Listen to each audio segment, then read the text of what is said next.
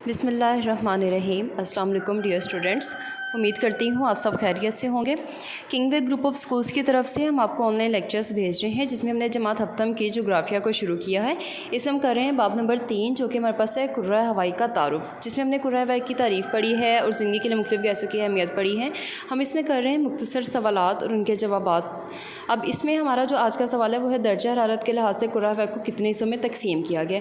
तो ये 4 हिस्से हैं: troposphere, stratosphere, mesosphere and thermosphere. अब ट्रोपोस्फेयर जो है इसमें दर्जा हरारत -60 डिग्री के करीब होता है और बुलंदी की जानिब जैसे जैसे हम जाते हैं दर्जा हरारत और कम होता जाता है और ये 16 किलोमीटर तक वाक़ है, ज़मीन से ऊपर 16 किलोमीटर। उसके बाद स्ट्रेटोस्फेयर उसके अगली लेयर है और इसमें दर्जा हरारत बुलंदी की जानिब कम होने की बजाय ज़्यादा होता है और आखिरी हद में दर्जा हरारत तकरीबन 0 डिग्री के करीब पहुँच जाता है। नेक्स्ट हमारे पास है मेसोस्फेयर। मेसोस्फेयर तय जो है ये स्ट्रेटोस्फेयर के ऊपर वाक़ होती है, मतलब ऐसे तरतीब वाइज ये ऊपर से ऊपर तय होती हैं और इसी से में दर्जा हरारत बुलंदी की जानिब दोबारा कम होना शुरू हो जाता है। और थर्मोस्फेयर में दर्जा हरारत की तकसीम जो है वो तकरीबन 100 सेंटीग्रेड के करीब जो है वो रिकॉर्ड की जाती है। तो ये सारी की सारी तकसीम है, जैसे भी आप तस्वीर में भी देख सकते हैं, troposphere, stratosphere, mesosphere and thermosphere.